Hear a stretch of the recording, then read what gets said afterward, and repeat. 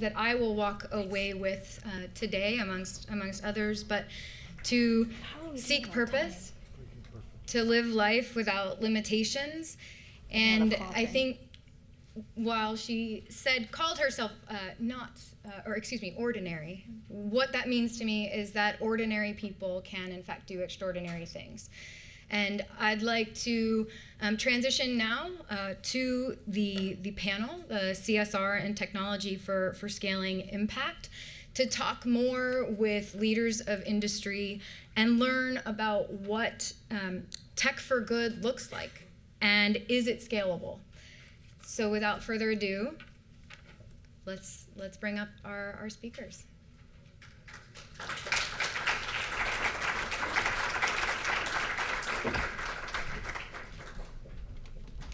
Me again. Hi. Very nice to meet you. Hey. Hi. How you doing? Good.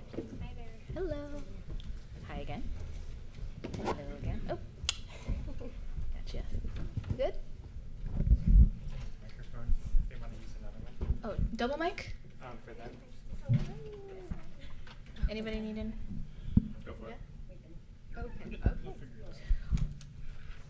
All right. Well, if giving a speech wasn't nerve-wracking enough, now I have the honor to facilitate this panel with quite extraordinary human beings.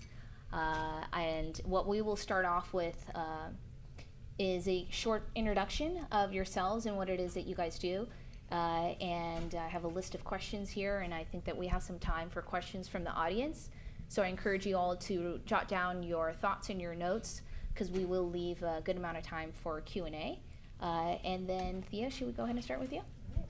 Hi, everybody. My name is Thea Nilsson. I work at Microsoft here in the Bay Area, and I lead our philanthropy and employee engagement programs across the region.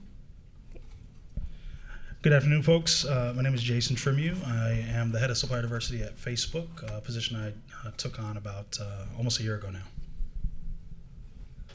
Hi, everybody. I'm Miriam Gofrania, and I lead global partnerships at LinkedIn's social impact group called LinkedIn for Good. And previously, for many years, I was doing social impact work at Google before joining LinkedIn about 2 years ago. Hi, everyone. I'm Joe Spiker. I'm the executive director of the Autodesk Foundation, as well as I oversee a couple of sustainability programs at Autodesk. And let me just ask, I know my colleagues are being very terse, how many of you know Autodesk by show of hands? All right, that's pretty good. If I asked that a couple years ago, it would be much less. Great, thank you. I'm Olivia Cleely, and I lead global social impact for Yahoo. And prior to that, I worked with Ashoka, supporting social entrepreneurs in partnership with companies. So I know many of you are involved in coursework here around social entrepreneurship, and I really tried to take some of my experience with Ashoka into the corporate work that I do now. Okay, so my first learning is that you guys are just as bad about talking about yourselves as I am.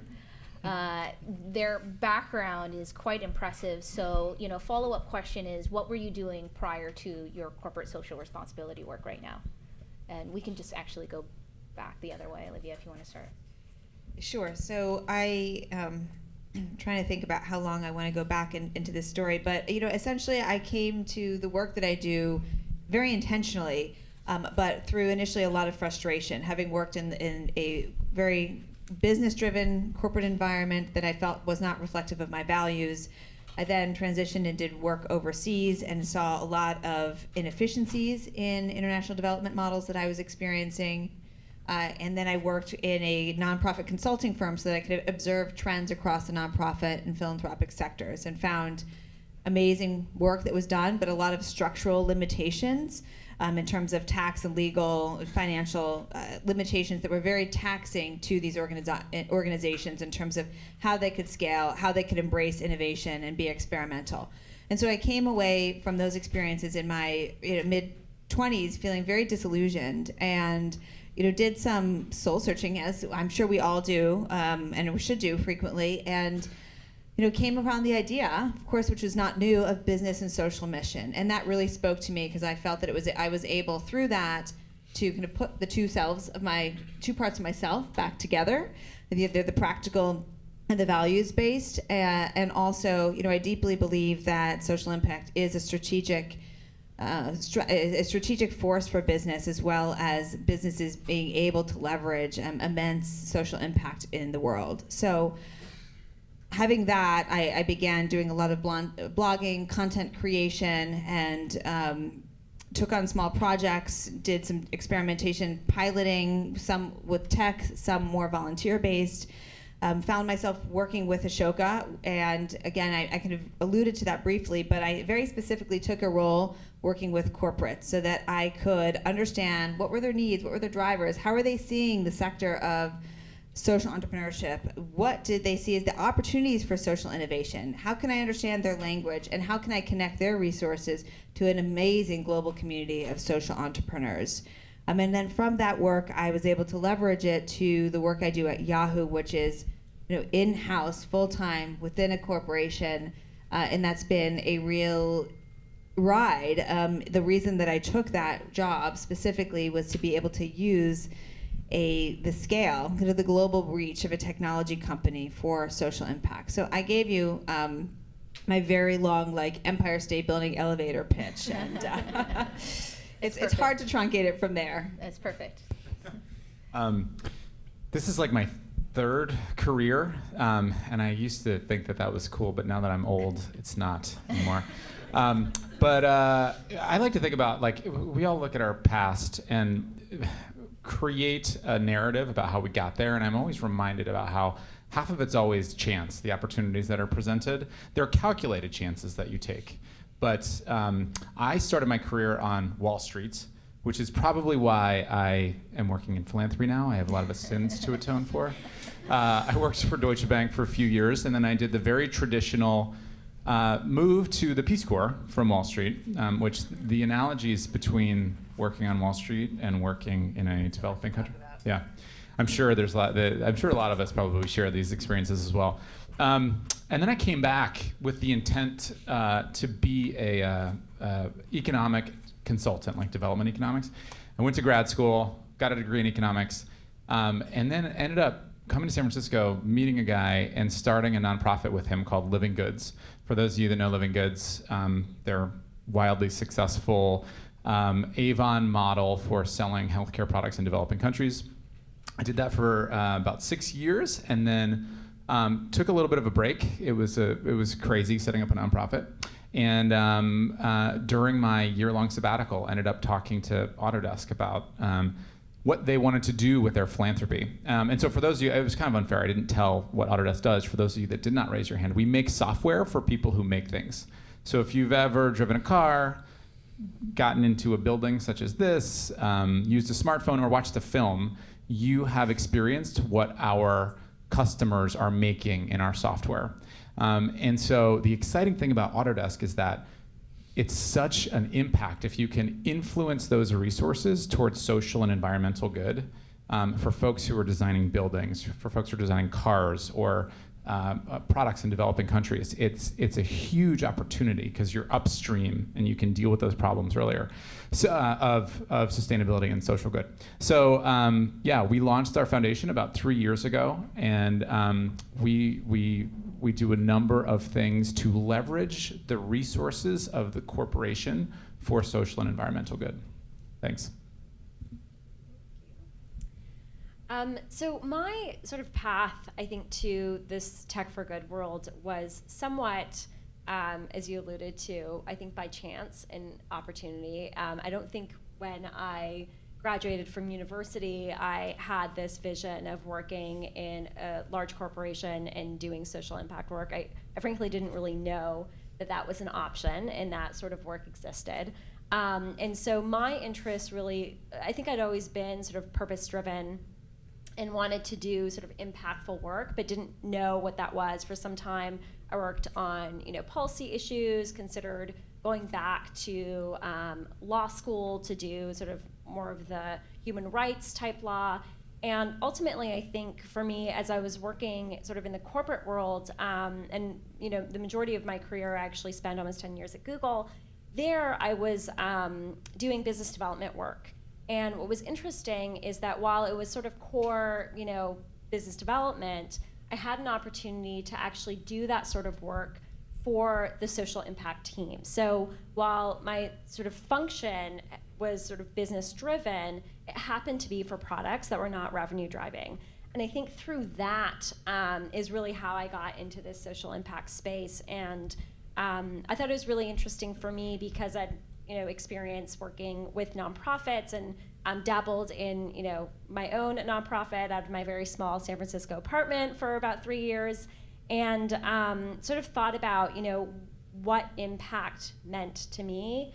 And for me, it wasn't exclusive to sort of the typical philanthropic organizations. And I think what was interesting about working on these issues in a corporation was sort of the potential for scale that I hadn't seen as much in the nonprofit world. And so that's sort of what kept me on this path. I worked on a series of products at Google, from environmental products to our crisis response work, to a lot of our Girls in STEM initiatives, product called Made with Code, and a campaign. So it was sort of this interesting cross-section. And then when I came over to LinkedIn, it was this opportunity to actually help build some of that work from scratch in a really small team. And at Google, we were relatively large at one point, upwards of 100 people were working on this, including full product teams and engineering teams and policy teams and PR, sort of cross-functionally. And at LinkedIn, we actually have a pretty small, robust team of folks. So here, it's really being able to develop sort of new programs where we're leveraging our key assets. So what is LinkedIn good at? And really leveraging the technology and sort of the mission of the company to apply that to social impact projects. And I think that's really helped with, one, sustainability, and two, being able to be successful in the work that we do, because it's actually not so different from what the core business is trying to drive. And so that's sort of been my journey, and I think it's been, a great learning, and we can talk about this as far as challenges later of what that means, sort of sitting in a corporation whose mission is not necessarily to drive social impact, and ultimately there is sort of the bottom line to think about, but also having an organization that is actually quite purpose-driven in its business itself. Great, thank you. So I am kind of sliding into the tech space and corporate sector. I've spent most of my career in the nonprofit and philanthropic sector. Fundamentally, my career has been really anchored to this idea of the intersection of the marketplace and social impact, and how do you harness the power of the market to do good. And that started for me in East Africa when I worked in microfinance. Actually, there were things even earlier than that in high school and even in college where the people that I was around, the communities that I was a part of, we were always, there was always involvement in the community. And I think I saw a path for that in microfinance early on. This is a while ago. I'll just say that. But this was really when microfinance still was really the purview of NGOs, and none of the banks really had stepped into that space. And I read this book by David Bornstein, I can't remember, The Price of a Dream, I think it was called. This was all of a sudden exposed me to this idea that there were fundamentally some inequities in the system, things I had seen, but this in a very real way around entrepreneurship, people being locked out of formal credit. And so I got involved in an organization that was working on those issues in Kenya. I lived in Kenya for a few years. And then I had a sense that I needed more of a kind of a quantitative toolkit, and actually came here to USF. So very proud USF alum of the International Development Economics program. I think we were in the second year of that program when I started there, and thought I'd head back overseas. My wife and I were here in the Bay Area, and I soon realized it's expensive here.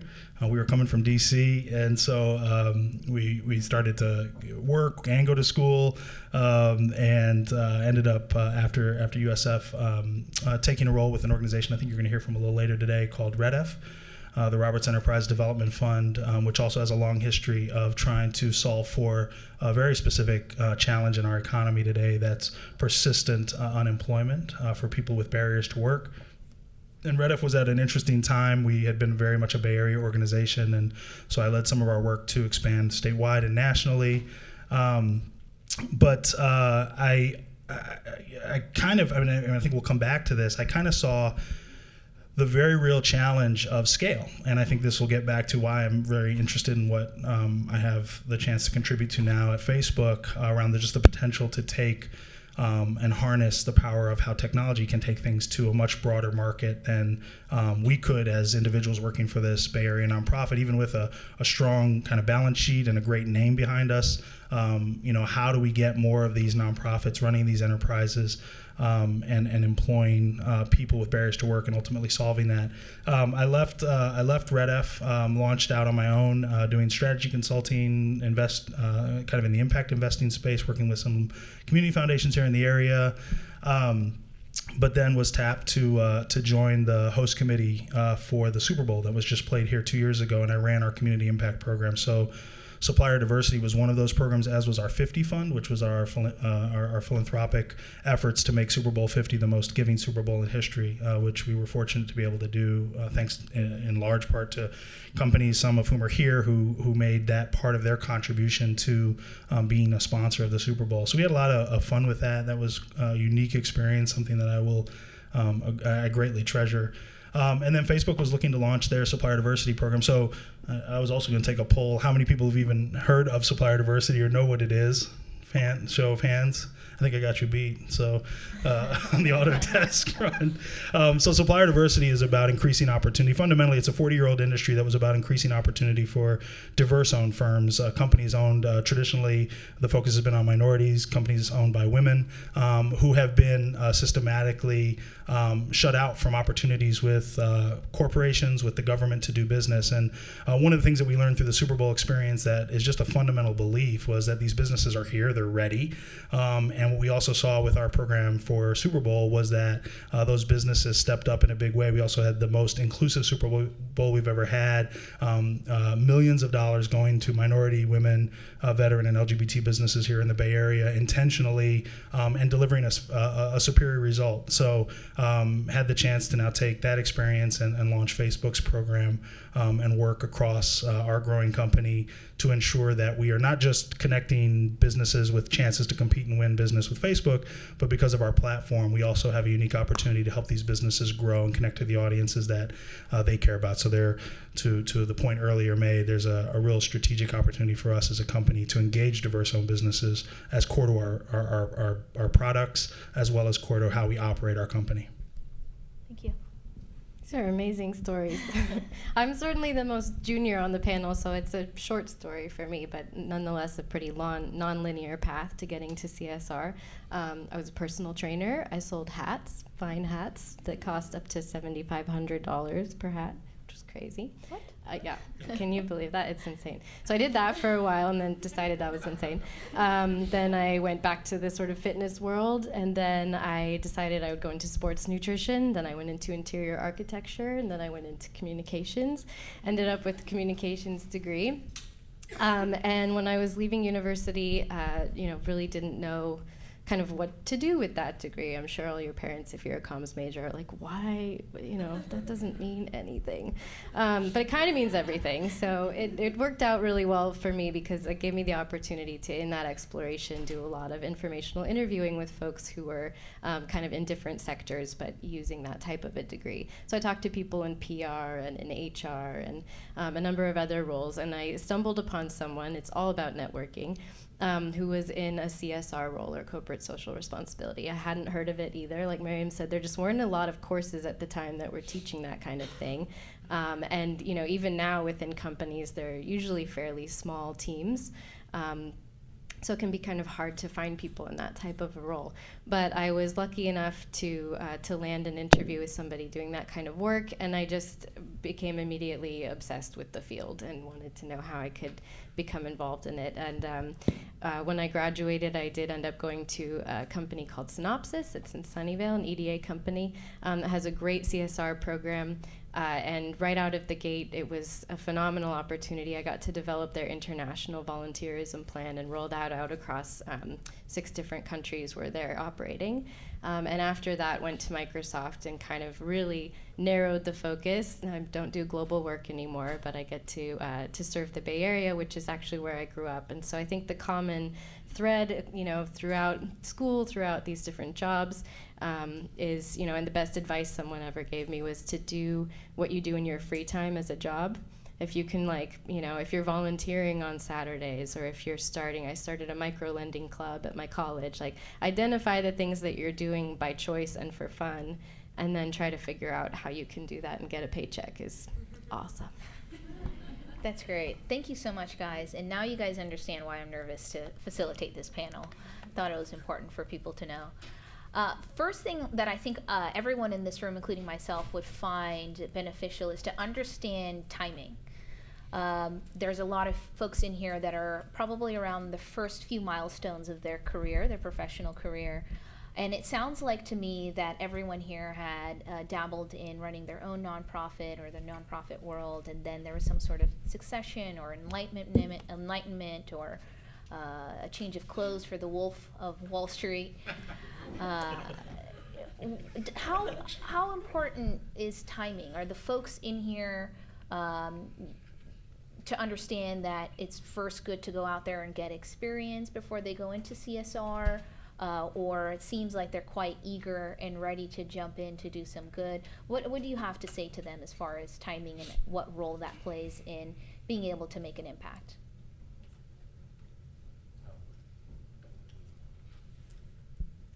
I can Anyone? take a stab at it. I mean, Okay. one thing that I think about when, I've been hiring on teams in the past for CSR roles, and maybe this is, not a shared opinion, but for me, it was always, what is that person good at? And I think those hard skills actually matter a lot.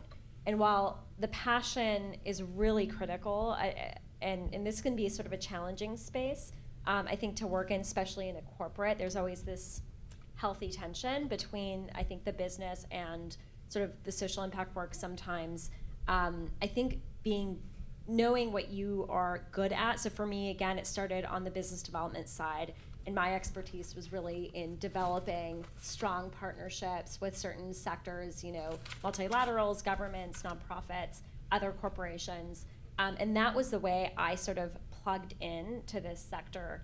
And so that's sort of the advice I always give people is, one, think about sort of what your hard skills are and what you're good at and how you can apply that into a CSR or social impact setting. And 2, also know for yourself, what does impact mean to you? And I think that actually varies. I mean, I've had tons of friends who've gone to the Peace Corps and have changed the lives of 40 people in a small village in, some far off land, and that is really powerful and I think has, really strong roots in that grassroots movement. For me, I knew I was not like a, hut living person, and that isolation I think was like seriously something I had to consider, like having so many friends, live in these super challenging environments. Like I knew that's not something that I would thrive in, and that's not where I could have the biggest impact. So I think it's also really critical to sort of know yourself and know what your strengths are and how you can apply that to really make the biggest sort of largest impact. I think it's actually quite unique, and I don't think it's universal for every person. Thank you. So I think that there is no perfect path. Yeah. There is no perfect path. We are all mosaics of our experiences, our personal and our professional, our educational experiences and insights. And you've heard many of us have really tried on different hats and tried to find where our place in the world is. And through that process, you learn whether you are someone who likes to affect change more one-on-one, so that could be more of the Peace Corps model, or a doctor, or if you work more if you prefer a systemic level. You learn if you are a more formal or informal operator, a small or a large company. I mean, all of these in addition to the actual work in the sector you're doing really matter because they help to bring out your optimal work environment. And so I think it's as you chart your way, or as you whimsically explore your way, and both are fine, both are correct, to pay attention to those environments, and some of those other factors, and how you find yourself feeling optimized within those. And to me, that was a big thing as I continued to grow my way. Once I understood the construct of the work I wanted to do with business and social impact, I tried to be deliberate, and I also understood that it was stepping stones, as I kind of tried to evidence through sharing my story briefly. But I tried to be deliberate about the type of environments that I knew would be most fulfilling to me and allow me to do my best work. I think that sitting now internally within a CSR function at a corporation, it was challenging to make although my background had been for-profit and nonprofit, kind of checkerboard, I still got pegged as nonprofit. And it was challenging to make that transition and to be seen for the full breadth of my experiences. But at the same time, if I'm hiring, I'm looking for someone, of course, who has functional experiences, but who also has a connection to impact and who has demonstrated that. And so we've all up here talked about our more mission-driven and our more corporate pursuits. And I think that there's no correct order of operations, and you just have to find a way to bring them together. Thank you. I think that's quite profound. I hope someone tweeted your quote of all being mosaics of our experience. Will someone do that, please? I think it's quite enlightening. Thank you. Did you have something? I don't know if someone will tweet this, but I would say it's not about you. And I hope to make that proposition good. And what I mean by that is, Sorry, what was that first part again? It's not about you. It's not about you. Got it. And I guess what I mean by that is, you're sitting here in this room. I'm assuming you have an interest in achieving some kind of social impact. And then you have a responsibility. So wherever that comes from for you, wherever that desire has kind of emanated, like, there's a burden with that. And that burden is, in my opinion, is you have to understand the impacts that you're trying to have. What I mean by that is you have to really understand the communities or the issues that you're trying to enter into. And if you don't come from those communities or those issues, then you have a hurdle. And it's not a hurdle that you can't get over. But if you don't acknowledge that you have a hurdle, you're not going to be, in my opinion, of as much use as you can be. And I think the other thing I would say is you have to get really comfortable with tension. So you are always going to be a voice, and being pegged, I think, is a part of that. Is like you're always going to be a voice that, and I'm using the analogy of here, working on behalf of communities or of issues that are not what the company maybe is the core issue of that company. You're always going to be kind of pegged as like, there they go again. They're bringing that up again.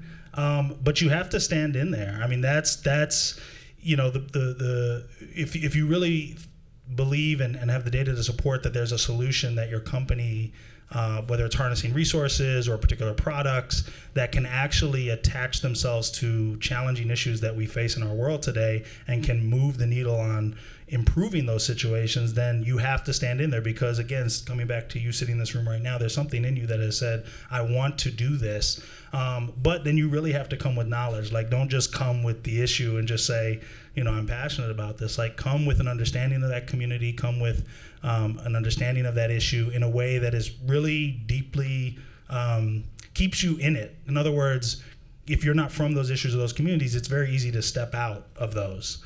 At any time. But if you really are committed to this, you're going to want to even face that personal tension yourself within those issues or those communities and say, no, I am really committed to this. And I'm oftentimes we're talking about an issue of voice, like that these communities or these issues do not have a voice in the context that you find yourself in professionally. And so if you are in the position to be that voice, be that voice strongly, but be that voice with some understanding. I think one of the challenges we have in our space, in our sector, is you have really passionate people. I think that was a really good point.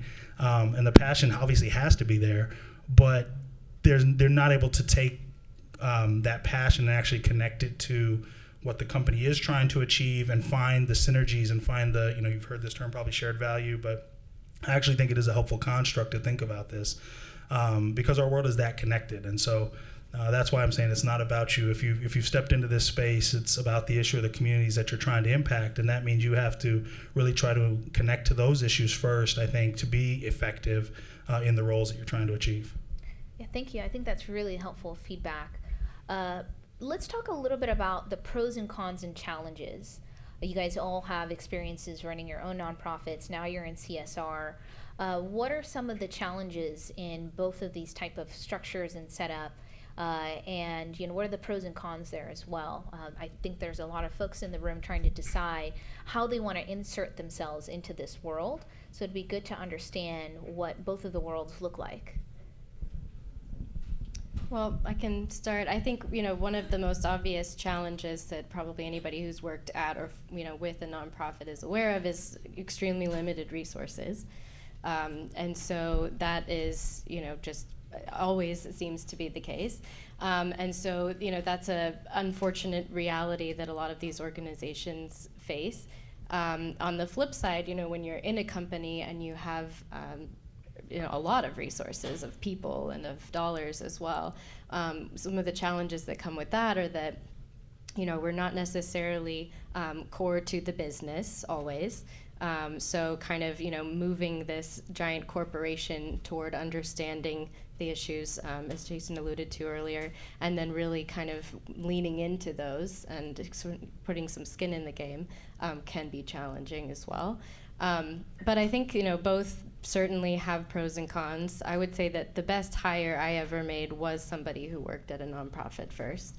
And so I don't know, to your point about timing, I think having that experience in some capacity before you enter the corporate sector is just extremely valuable because you have front-hand knowledge of the issues that those types of organizations face, as well as a really keen understanding of the mission that they're trying to push forward. Yeah, I think one comment before I'd love to hear from Joe is it's very similar to running a startup. First, you should learn how to make your company successful without any type of outside, investment or backing, making sure that you have, that very kind of bootstrap nonprofit, strapped resources perspective. And then perhaps inserting yourself into an environment where you probably have too many resources. I think that might be a way for us to frame how to approach this. I'd love to have too many resources. Yeah. Now everybody should join the Peace Corps, obviously. So, I'm Do you kidding. have to? Is it HUT optional? You get to choose. It's a box. You just Got say it. HUT or no HUT. Actually, the one thing I will say about the Peace Corps is that it's so varied. Did you do the Peace Corps? No, but I did another overseas development program in Micronesia. And my takeaway is that for people who do that for an extended period of time, they just really know how to play well with others. If you make it through one of those programs, you are like a very good person. It's really hard to look at skills because they're so different. Some of it. You're still making up for Wall Street. Thought we would. We forgive you. It's okay, Joe. I would answer your question about that with an example from Living Goods. So we used to raise funds all over the place, right? So we were going around hustling. We were on the sell side of the equation. That's the Wall Streeter in me talking. So we sold health products in developing countries, and we were always looking for deals with the big consumer packaged goods companies, or not deals, money and resources. And we actually we got a grant agreement with Procter & Gamble. And a part of that grant agreement was to sell a product for them. I won't name the product. Has anybody here worked for Procter & Gamble ever? No. It was a terrible product. It was not sellable. Actually, you couldn't give it away. It was kind of a disaster relief thing. It was a water treatment product. And we didn't want to fulfill those grant requirements because we didn't want to, it was a bad product. We were required to, and so in my mind, those dollars were not worth the trouble. Through that process, we actually brought a Procter & Gamble SVP onto our board. And that was incredibly valuable. That was so incredibly helpful for us to be able to pick up the phone and say, hey, do you have an emerging markets guy that's done this in this country, and be connected with somebody and be able to talk that through. And so my takeaway from that, and I still continue to believe this, is that the value that corporations can bring, and this reflects, I think, a lot of what all of us are saying, is intellectual capital or human capital. The financial capital is not necessarily as valuable as those other things. And so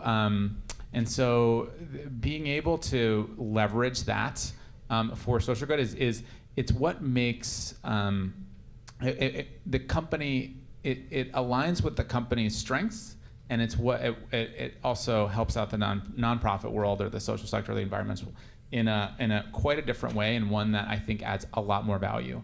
So yeah, I don't want to get into the what's the value to the company being outside. I think interestingly with Autodesk, we see this as the markets of the future. So like you think about a Tesla. Tesla is solving an environmental problem as well as adding tons of shareholder value.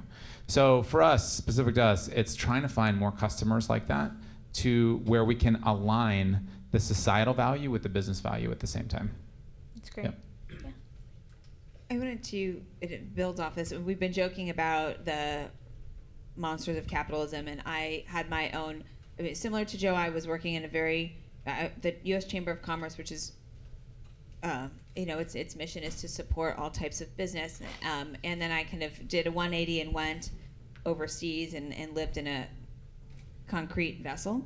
But capitalism is an amazing force, and it's a force that's here. And so the work that I tried to do, and really the strategy that I believe in, is how do we harness that for greater social impact? And so I think, it's great to jest, but I do think that that's a salient point is it's about I guess I just said it, it's harnessing it. It's finding those intersections to create shared value, to have that alignment between the intended social outcomes and the core business assets and the core business products. And I just wanted to raise that because it's something that's guided me and that I have to reflect back on when I am frustrated and with some of the other trimmings of the corporate world.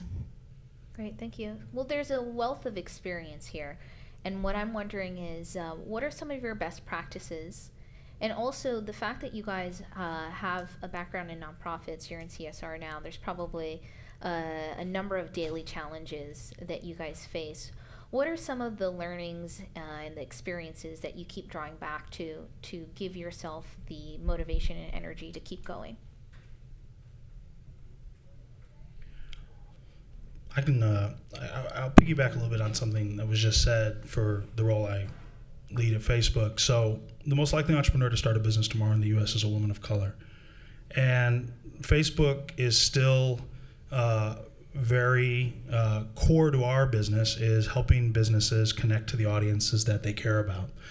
So when we think about supplier diversity, when I think about supplier diversity and why I was excited to take this on, supplier diversity has a lot of challenges as an industry, but we not only have the opportunity to get more companies into our supply base that can offer value to us as a company and help us get our jobs done and achieve our mission of making the world more open and connected, but we actually can learn about communities that are going to be the primary, going to be key to our future growth as a company in terms of developing products that help businesses owned by women, owned by people of color, sell to increasingly, again, and just speaking about the U.S. market specifically, people of color, because of course our country demographically is shifting to be a minority majority country. So one of the things that I'm excited about, and this gets to your question of kind of what keeps me, is a long view. So having a long view. We feel very much, and I feel very much in the team that I lead, that we are on the cusp of helping Facebook reach communities that are going to be core to our business in the future. And I mean really core to our business, as in using our products to grow their businesses. And we are going to speak this year, we spend a lot of time out on the road, we're going to speak to tens of thousands of businesses owned by women, by minorities, by LGBT individuals, by veterans.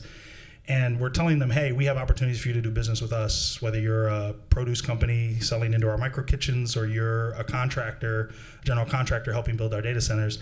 But we also have this interesting platform that can help you grow your business, and we're developing tools all the time to help you do that. So part of that to me was the alignment that made me really excited about stepping into what otherwise as evidenced by the show of hands here, is not really a mainstream issue when it comes to supplier diversity. So I think that's having this long view of, if we're actually able to do this right, if we're able to figure out a way that our platform can become a place where diverse suppliers connect to customers like us, connect to each other, connect to the tools and resources to grow, then we actually have made a demonstrable shift in an industry that has struggled really to open up doors in a meaningful way. And fundamentally, the social problem that we're trying to solve for there is the issue of wealth and the wealth gap that exists in this country, which is its widest that it's ever been. African American families are it's going to take 200 years for African American families to accumulate the wealth of white families right now. So when we talk about assets that can be transgenerational, of course, there's assets like homes and equity, but there's also business assets, and that's what we've seen as a country where 50% of our GDP comes from small businesses. That's a way in which we see transgenerational wealth accumulating, and again, for communities of color in particular, that's an important contribution that I hope that we as a company can make. I think there are a lot of best practices that we can talk about as far as being successful in this work. But one that I think is interesting that's not often talked about, that really I've experienced a lot in the last year in developing LinkedIn's refugee program around connecting refugees to jobs, has been actually connecting with peer private sector companies and really leveraging, I think, in the space where some of us may be competitors on the business side, I've actually found that on the social impact side and CSR side, people are really open to sharing what's working, what's not working, what are the challenges internally and externally, how do we best partner, who are the best partners to work with, et cetera. And I think specifically, I bring up the refugee example because I think that's something that's sort of been on the radar for a lot of our companies probably within the last 1.5 to 2 years at most. And it's not something that a lot of us have had experience with from a private sector perspective. So that's one thing that is sort of a best practice, to share best practices, and I think really be open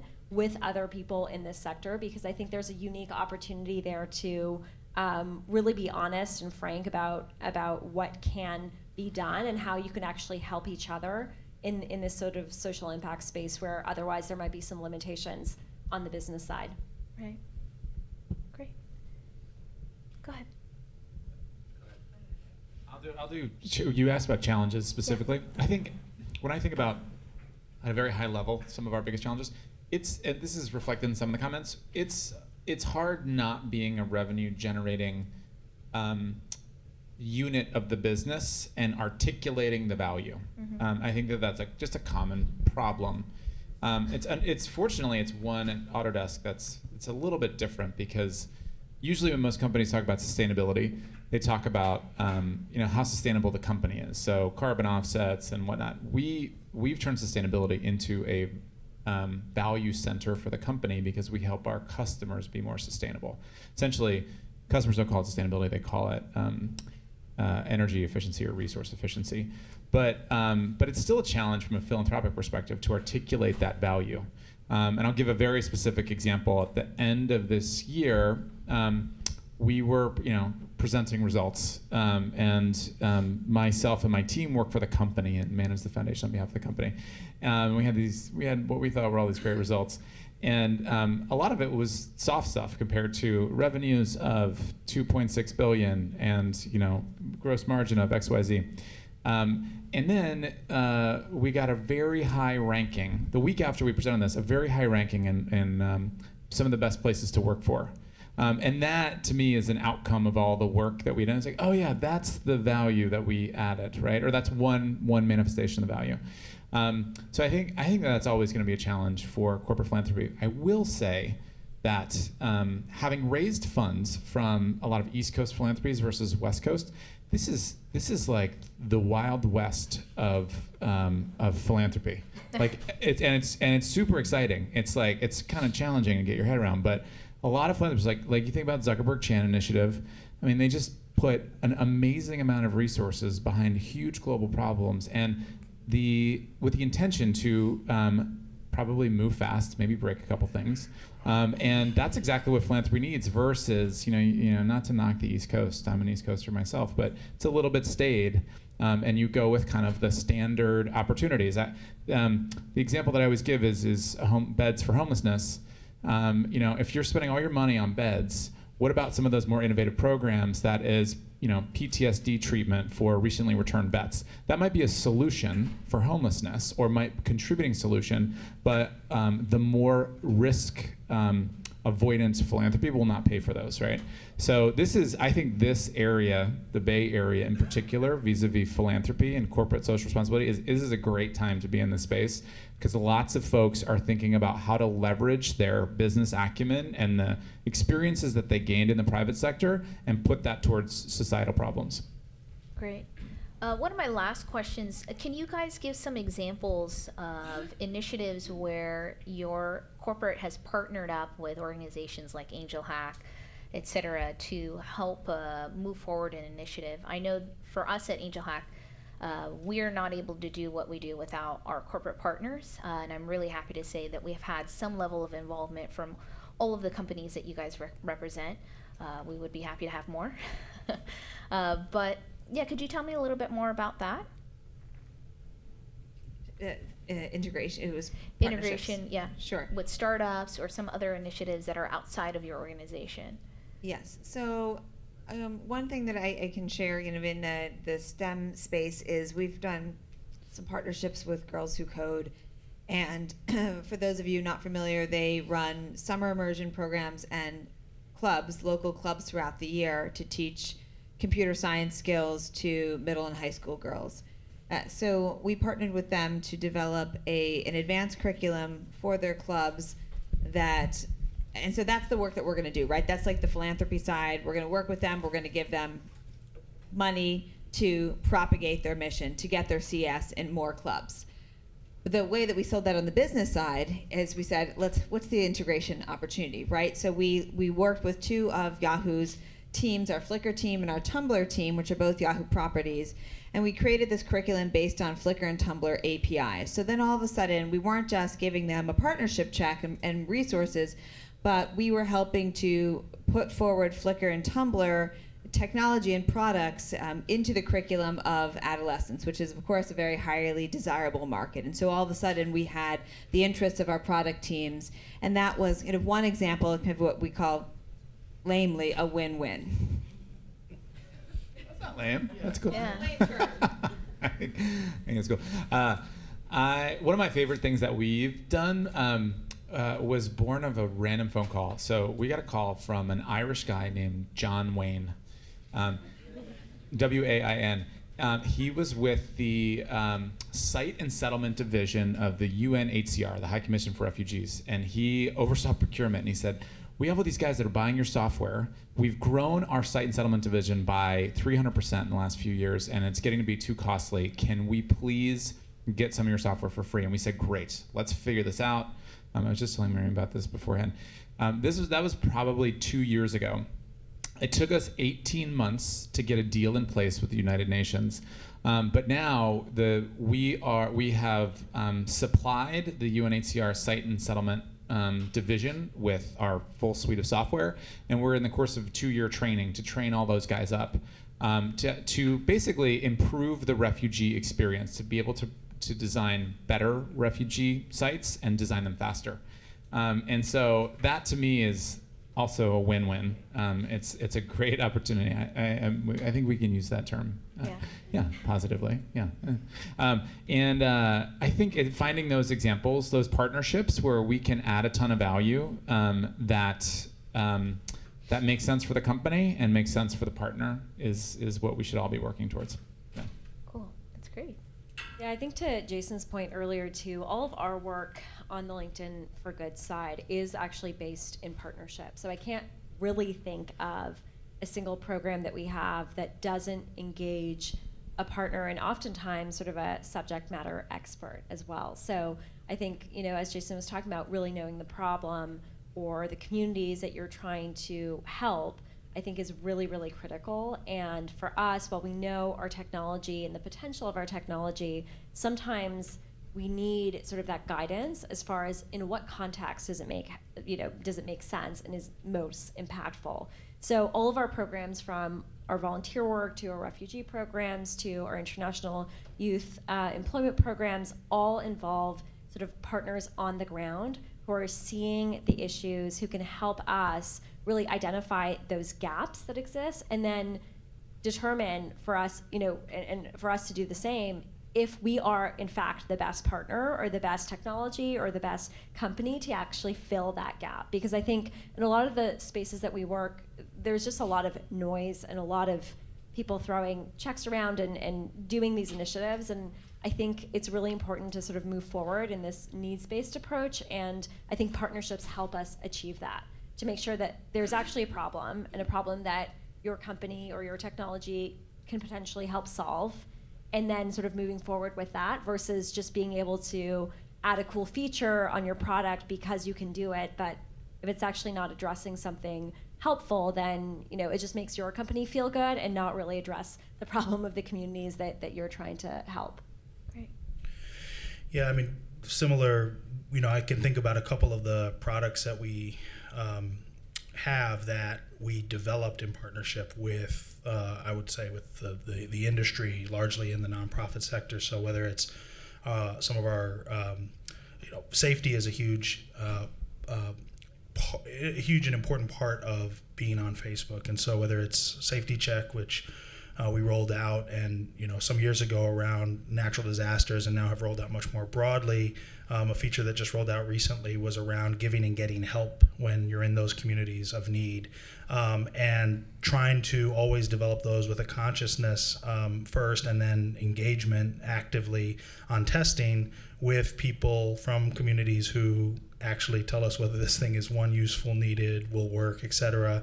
Suicide is another one, and again, earlier this week rolled out some new features around that part of our product, where we work closely with mental health, the mental health sector, as well as national organizations that work to prevent suicides, about how our platform can be more intentional and proactive. The last one I might mention is exposes also the challenge we have in our sector around the issue of diversity, racial and ethnic diversity, gender diversity.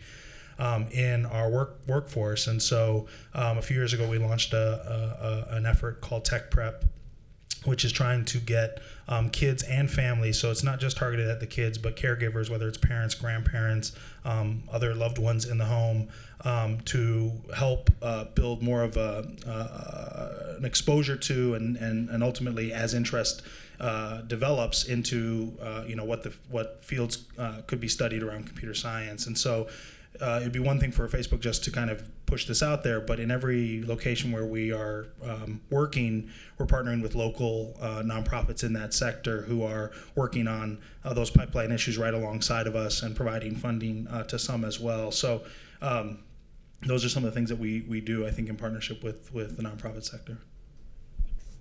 Let's see, there are a couple of examples that come to mind. One is, so a couple years ago, when we had our new CEO coming in, Satya Nadella, who's much more friendly to open source and interested in kind of more forward-thinking, innovative things, which I'm excited about.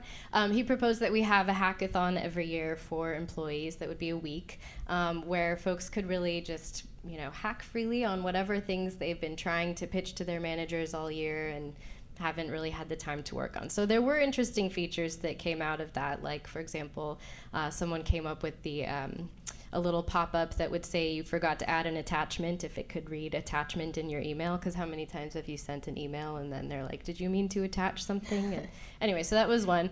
But there were a lot of things like that were useful but not super life-changing for people. And so, Miriam, you mentioned that like hacking for the sake of hacking or coming up with new features is not necessarily, what we're here to push our companies to do. So that was, the first hackathon was great. The year two, we decided let's have a Hack for Good track where we invite, the only external participants in our company's hackathon will be nonprofit organizations that are, experiencing a specific challenge, want to come in, pitch the problem, not the solution, and see if anybody wants to hack on that and spend some time thinking about it. 550 projects. Wow. In year one in 40 countries.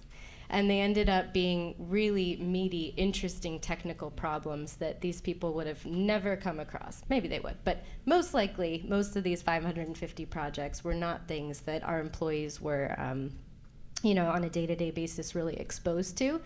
And what we saw in our department after that, it was just a week, 1 week in July. After that 1 week was an influx of requests from employees for more of these types of opportunities, an influx of requests from employees for you know, more information about our programs in general. Where does Microsoft give money? And I'm like going, oh, this is amazing, because how many, you know, we're sending emails all the time about what we're doing and trying to, you know, solicit responses. And here it was just free. Yeah, my inbox was just blowing up, and it was awesome. And so then we ended up, you know, creating even more programs that kind of spun out of that. We now have a board placement program locally here that I help to run, so that, you know, employees who are interested in getting more nonprofit experience can now be placed on boards, and we've got a matchmaking process for that, as well as a year-long community of learning for them to really, you know, learn what it means to be a good board member. So those are some things that have, you know, come out of what I think is the most techie of all things, a hackathon, that, you know, led to some really cross-functional work and had all of these kind of extra beneficial outcomes. Great, wonderful. Thank you for all the examples. I think it's time for Q&A. I have no concept of time in this room. I'm trying to read Joe's watch upside down this whole entire time. I think, right? Great. Yeah. Any final comments from the panel before we jump into Q&A? I'll go ahead and start the first one so we save a lot of time. Are you guys hiring interns? Yeah, that's an emphatic yes, a nod. Yeah. Yes, in Seattle. Yes, in Seattle. So one question out of the way. Good. Anyone else have questions? Yeah, sure. So yes, Yahoo is hiring a summer intern based in Sunnyvale. Unfortunately, I have to run after this panel to make it back to another conference, and so I want to share my contact information. I don't think it's not up there, right? But if you are interested, so I'm just going to preempt.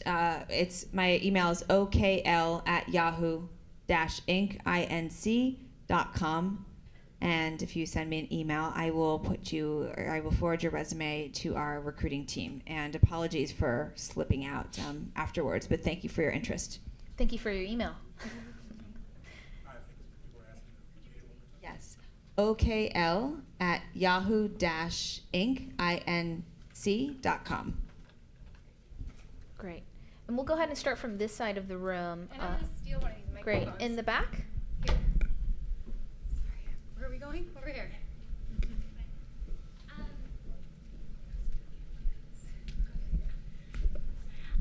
I love everything that you guys have been saying. I actually work in refugee resettlement nonprofit management, and so one of my questions was, how specifically do you choose which organizations you're going to partner with, and what does that process look like?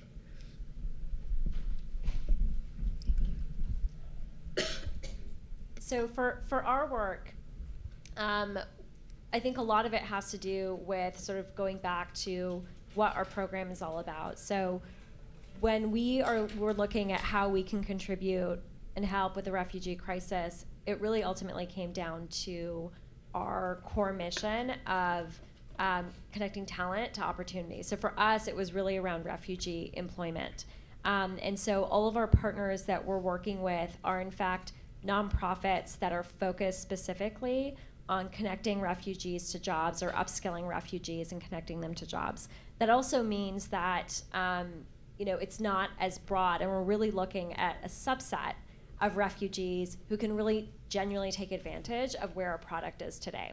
So, the artisan selling goods on the side of the street, I mean, this goes, across beyond refugees, but for anyone really, is not going to be able to really take advantage of LinkedIn the way it's designed today. I think we're making a lot of strides of making the product more relevant to low and middle skilled workers, but it's just not there today. So I think that's a really key piece or criteria when we're thinking about partnerships is, can we genuinely add value to the mission of that organization? And then, of course, dependent on where they are, where we have our businesses and where we're conducting some of our social impact work, geography does play a role as well. So that's a question that we got a lot of inquiries about. Are you doing work in, for example, on the refugee crisis in Jordan? And the reality is right now we're not, because our product is not as strong and rich there. So again, we want to be really intentional about, if we're going to use our technology, that it's going to have a genuine value to the people that we're hoping to help. I think that's incredibly well put. We source for where we can have the most value.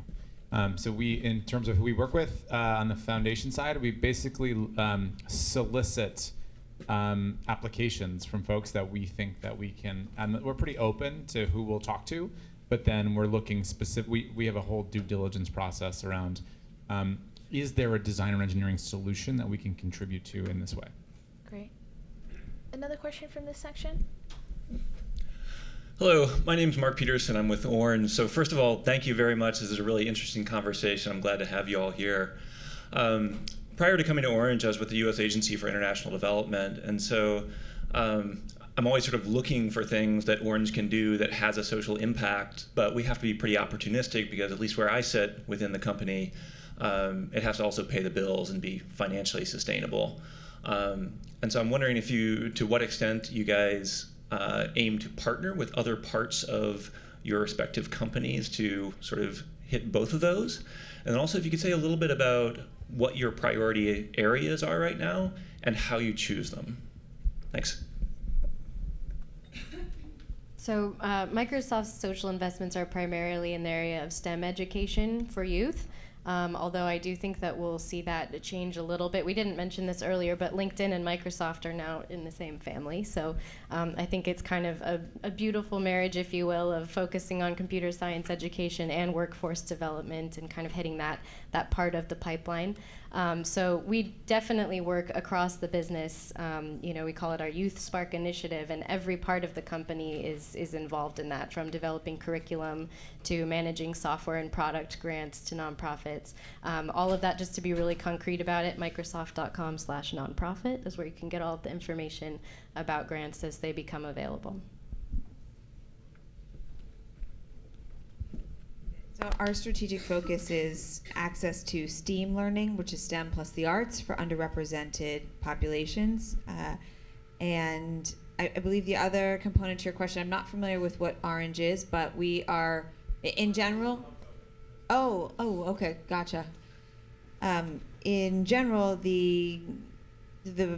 my peers in this similar role agree that there's not enough corporate to corporate, kind of cross-sector, within sector collaboration to solve these issues that are, of course, like embedded within an ecosystem, and that we absolutely need to do more intersector partnerships. So, I think there's that model is still growing. I think there's certainly some successful examples of that, particularly around manufacturing and supply chain, when you see a lot of companies come together. Nike headed up an initiative years ago and brought others into more innovative, sustainable manufacturing materials, and where you can create that social pressure among your peers to kind of sign on and take a pledge. We are seeing more of that, but I think it's always, I would just encourage you to reach out if you have an idea. I think often as there's a life cycle of problems, right? So where one company could come in and apply certain resources at a specific point in a nonprofit or organization's or an individual's development, another company can then kind of carry it to that next stage. Great. How about any questions from this middle section? Yeah, hello. Thanks for being here. My name is Noah Friedman. I'm a social entrepreneur in the global education space. My question is, how do your companies view dealing with a socially focused for-profit business as opposed to a nonprofit business? Good question, Noah. Thank you. We're agnostic. I think that societal value can come from any sector: public, nonprofit, commercial, hopefully public. But our foundation actually gives grants and very recently started investing in companies that are commercial entities that are delivering societal value. So I think that increasingly, again, here, as I mentioned before, like kind of Wild West in the positive sense, philanthropic vehicles to deliver societal value. I think that we've got to be looking for it and from all spheres. And so being very open to what those opportunities are and creating the vehicles to be able to support those organizations. So we do that, and I think that increasingly you're seeing much more of that. So I think we are seeing more of that. However, that I would say that's in terms of a corporate, what a corporation is able to fund, that is still in the minority. And so kudos to Autodesk for doing those PRI or the impact investing loans. Many corporations, unless you have an investment or an incubator program, are limited to supporting 501c3s through philanthropic partnership through that channel. So, I mean, I think there's other ways that we might be able to partner, but we are legally restricted from giving grants to your type of organization unless you're set up as a hybrid, which is really unfortunate and limiting. And I know that we will evolve, but there are some laggards. Yeah. There's a guy named Tim Freundlich who I think is coming here later, and he has a lot to say about that. Cool. Any other questions from this middle section? No? How about that side of the room? Oh. Hi, everyone. I'm Joseph. I'm a full-time MBA student here at USF. And so I know one of the big obstacles, especially within CSR and large organizations, is that initial buy-in of the rest of the company. And something that I faced after implementing CSR is then the retention or the maintenance of these CSR initiatives. So what have been some strategies that you've done to document and also present these CSR initiatives so we can continue that buy-in and continue that good work?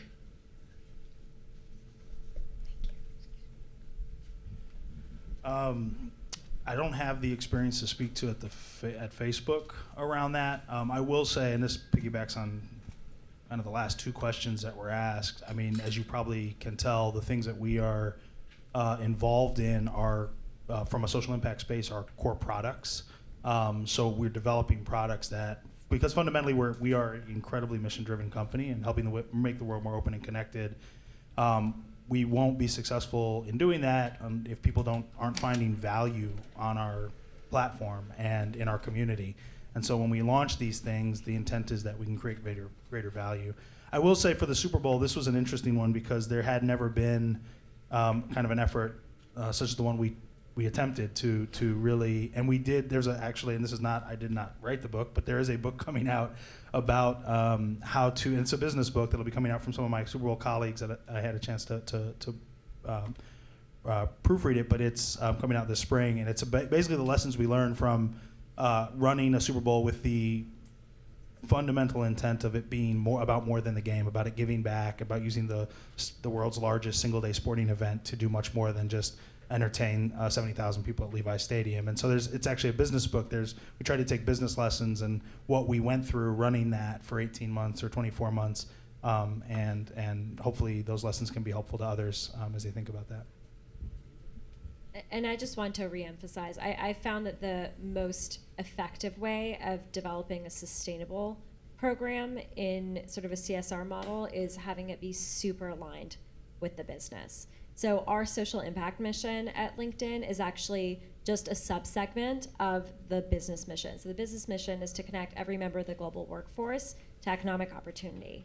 Ours is looking at the underserved communities who have bigger obstacles, but still ultimately is part of that building that what we call like the economic graph, building out that access and democratizing that access to opportunity. And I think that is actually one of the key ways where we're able to get buy-in at the CEO and leadership level. I think if we were out there trying to, save the puppies, I think it would be a lot harder sort of justification as to why LinkedIn is uniquely positioned to do that. But when we're talking about jobs and careers, it's sort of core of the business. And I really do think that all of us are sort of thinking about that, and that helps create sort of a sustainable model and also a successful one.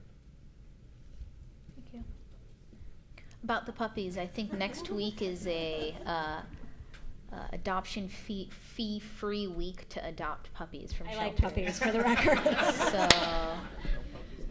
let's plug the puppies for a second. Any other questions from this section? Okay, let's go over here. Hi, my name is Marta Hernandez, and I am the founder and CEO of a company called Made Boss. And so my question is in relation to process to be in front of your organizations as potential partners. I know one of the questions that was asked was, what organizations do you work with? But I'm interested in learning about what is that pathing, and particularly what does that pathing look like for companies that are not traditional or in your circle. I'm not speaking of like supplier diversity, product, but more so like services and just opportunity in general for programming.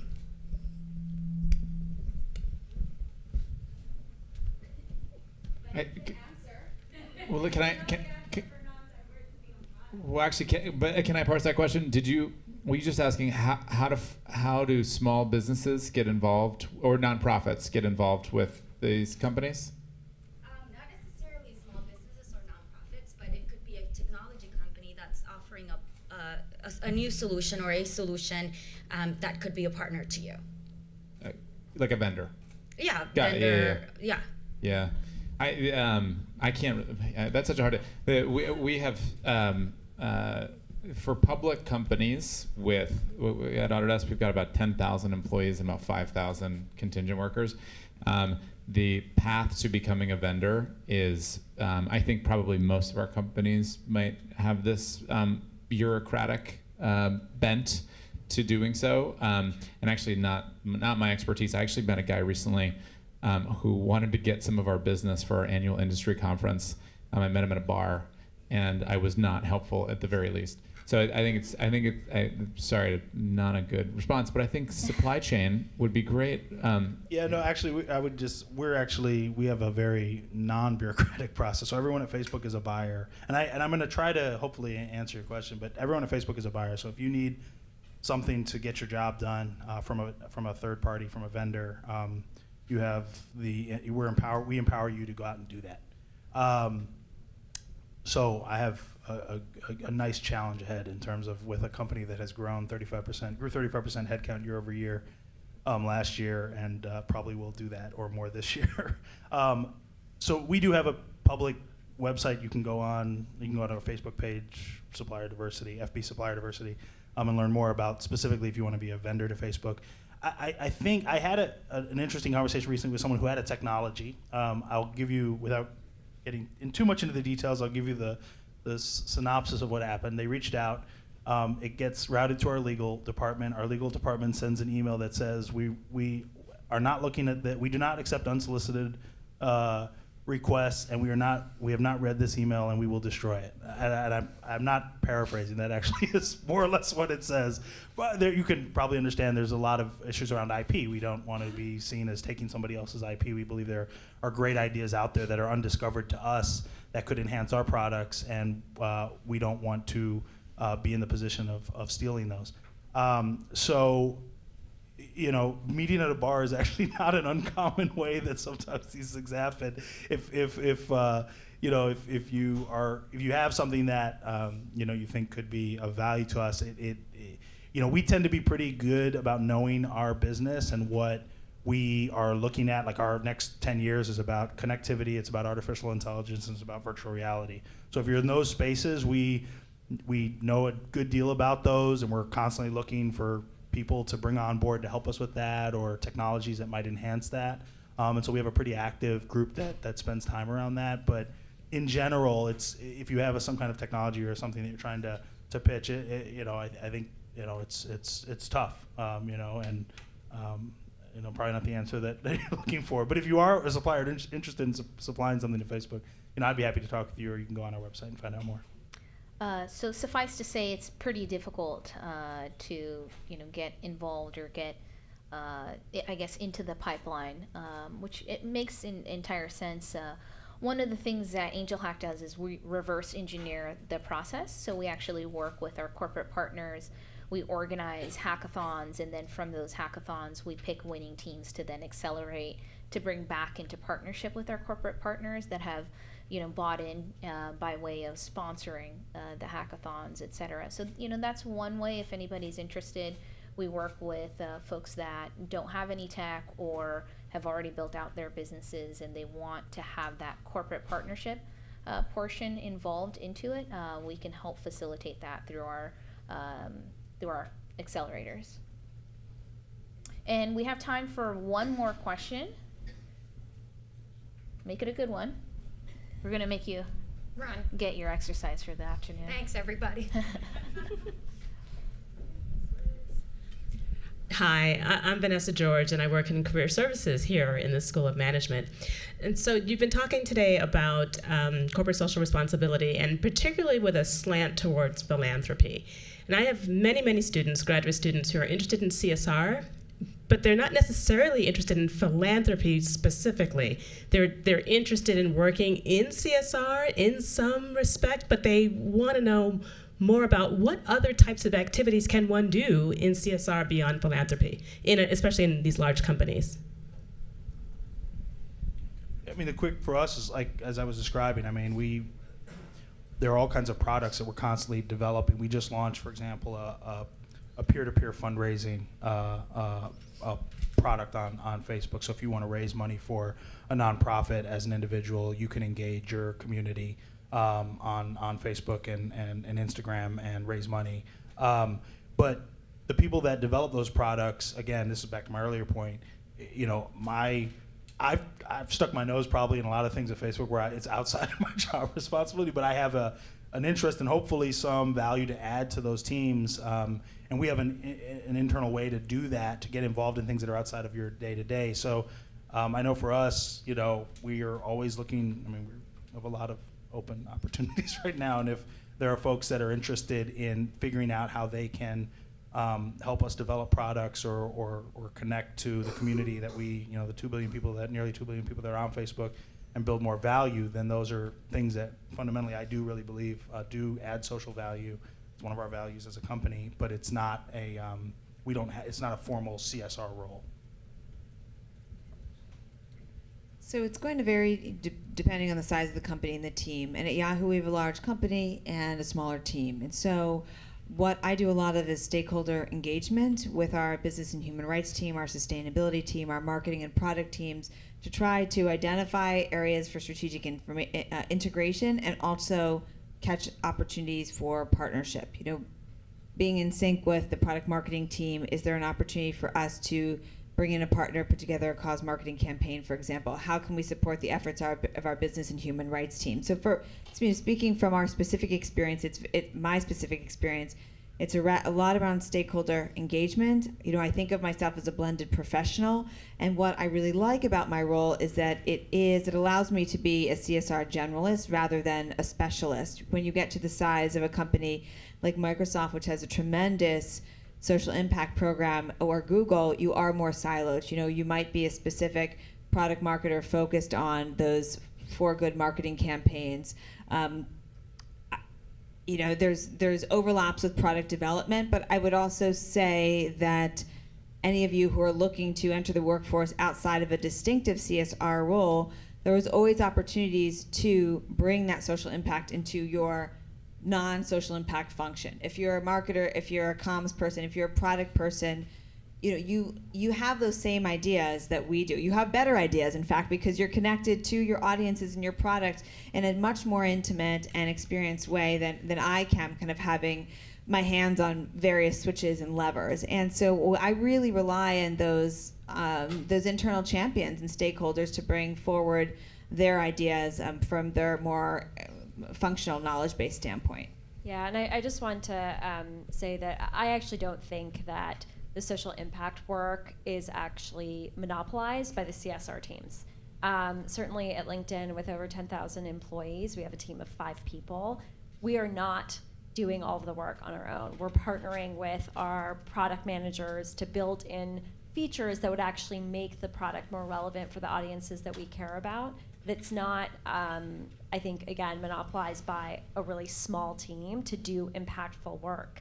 And in fact, based on what Olivia just said, we just had the CMO of Airbnb speak with our team recently, and he has a really big job, but he is a person who's really thinking about diversity and social impact issues. And so he is able to really take a strong business approach to bringing those issues to the front and center. And so, while I think some of these jobs are really, sound very sexy and interesting, and they are, I don't think that they're the only way that people can have really strong social impact internally at a company. I think that's really well said. I was going to say, every time we have a job rec that comes out from the Sustainable Living Foundation team, we get hundreds of applications from within the company, and we keep telling them, no, you're our secret weapon in the product team or in the marketing team, and we will leverage you as much as we can get for our programs and whatnot. So I think I think that was very well put, that there is not one path, and it's throughout the company. Amazing. Thank you. Thank you all so much. A round of applause, please.